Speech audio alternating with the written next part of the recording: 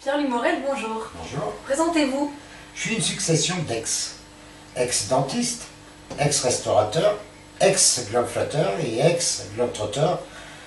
Reconverti à l'écriture, je partage ma vie entre Cannes et Marrakech. Quand et comment êtes-vous venu à l'écriture?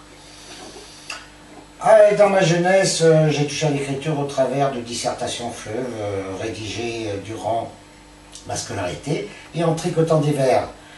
C'est bien des années plus tard, je suis passé à l'étape supérieure. En automne 83, c'était la période où je vivais en compagnie de ma femme à bord de mon voilier à Saint-Tropez. Et nous devions appareiller pour les Antilles. Mais il y a eu un contretemps et nous avons dû reporter notre appareillage à l'été suivant. Si bien que je me suis retrouvé sans occupation. C'est alors que m'est venue l'idée d'écrire. D'écrire quoi? Un roman dans lequel je larguais les amarres. Mais dans la vraie vie, mon appareillage et ma traversée pour les Antilles devait être un périple cool avec mon épouse pour seule équipière. Mais dans la fiction, cette traversée allait très vite, virer au cauchemar. Pourquoi? Parce que j'étais accompagné d'un équipage dont les personnes étaient vraiment borderline et ils ne pensaient qu'à une chose, c'est s'entretuer. D'ailleurs, j'ai intitulé ce roman « Panier de crabe ». Il faudra attendre 18 ans pour que j'aie à nouveau l'opportunité d'écrire. Et donc je la saisirai en écrivant le dernier vers. D'ailleurs, je n'avais pas publié mon premier essai, Panier de crabe. Et entre la première mouture de dernier vers et la dernière, il y aura 12 années qui s'écouleront. 12 ans pour écrire un livre? Non, quand même pas, 3 suffisent. Il faut que je vous dise que mon manuscrit est resté dans un tiroir durant 10 ans.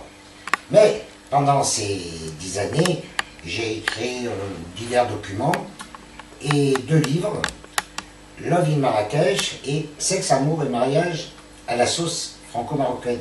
J'étais devenu écriveur. Écriveur? Oui, c'est un néologisme que je préfère au terme d'écrivain parce que j'écris avant tout pour moi-même. C'est ma psychothérapie. Alors que l'écrivain écrit avant tout pour les autres, pour être lu. Mais si être lu n'est pas votre but, alors pourquoi l'avoir publié?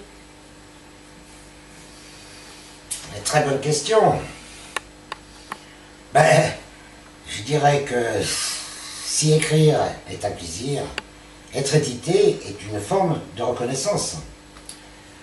Quant à être lu, c'est une satisfaction jubilatoire, jouissive. Pardonnez-moi d'être direct, mais qui peut être intéressé par votre psychothérapie? Ah, question piège. C'est vrai que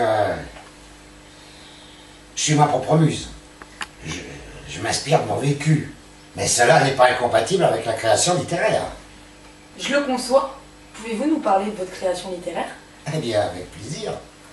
On va commencer par prendre le premier ouvrage que j'ai publié, qui est Love in Marrakech. Love in Marrakech, c'est une nouvelle érotico-sentimentale qui décrit la passion destructrice entre un Français de la soixantaine, ophtalmologue, qui est après retraite à Marrakech, et une jeune prostituée marocaine. Cette nouvelle respecte les règles du genre, à savoir concision, peu de personnages, une certaine unité de temps et de lieu, un peu comme le théâtre. Quant à Sexe, amour et mariage à la sauce franco-marocaine, c'est un essai éthologique destiné à mettre en garde tous les prétendants aux amours exotiques de l'autre côté de la Méditerranée. Enfin, le dernier vers, ouvrage plus consistant, comme vous pouvez le voir, parce que l'on approche les 350 pages. C'est un roadbook. Le roadbook de ma vie. Mais de ma vie, telle qu'elle aurait pu être, si le destin avec un grand D s'était montré d'une impitoyable cruauté. Le univers peut être aussi défini comme une mortelle hagiographie construite sous la forme d'un thriller. Pardonnez mon ignorance, qu'est-ce qu'une hagiographie? Une hagiographie, c'est tout simplement une vie romancée. J'aurais appris quelque chose D'accord. pour nos sujets. Comment définiriez-vous votre écriture? Comment je la définirais? Bon, je dirais qu'elle est sans fioriture, c'est-à-dire concise, et elle est traitée d'une façon un peu désabusée, noire, un peu à la Houellebecq ou à la Bec BD, deux auteurs que j'admire. Quels sont vos projets? Mes projets, eh bien écoutez, je compte poursuivre l'écriture d'un abécédaire de vie. Cet abécédaire, je l'ai commencé il y a déjà plusieurs années, et puis d'écrire des documents traitant des sujets divers. Mais j'ai en tête un ouvrage sur le monde des puissants. Des puissants, ceux qui formatent l'homme pour en faire un mouton docile, afin de le conduire dans le précipice de l'ignorance. Ah, c'est un sujet vaste, mais aussi très sensible. Il doit être traité avec des pincettes. Parce que sinon je risque d'être inquiété et j'ai déjà une fatwa sur le dos, ça suffit. Une fatwa? Oui, bon, j'exagère un peu, c'est une métaphore. C'est pour dire qu'à chacun de mes séjours au Maroc, je risque d'avoir des problèmes avec les autorités médicales. Médicales. Ça c'est le dentiste qui ressort. Les autorités locales. Sexe, amour et mariage à la sauce franco-marocaine, tout comme Love in Marrakech dépeint la société marocaine avec une plume trempée dans l'acide. C'est d'ailleurs pourquoi, par précaution, j'ai signé ces deux ouvrages seulement de mes initiales PLL. Où peut-on trouver vos livres? Eh bien, comme chez mon éditeur, comme tout écrivain, tiens, c'est marrant, j'ai utilisé le terme d'écrivain. Oui, mais c'est un éditeur en ligne. Donc il faut se rendre sur son site. Son nom est Edilivre. Et là on peut commander mes ouvrages, soit en version papier, soit par téléchargement. Un mot pour conclure? Un mot pour conclure, que dirais-je? Bon, eh bien, je dirais que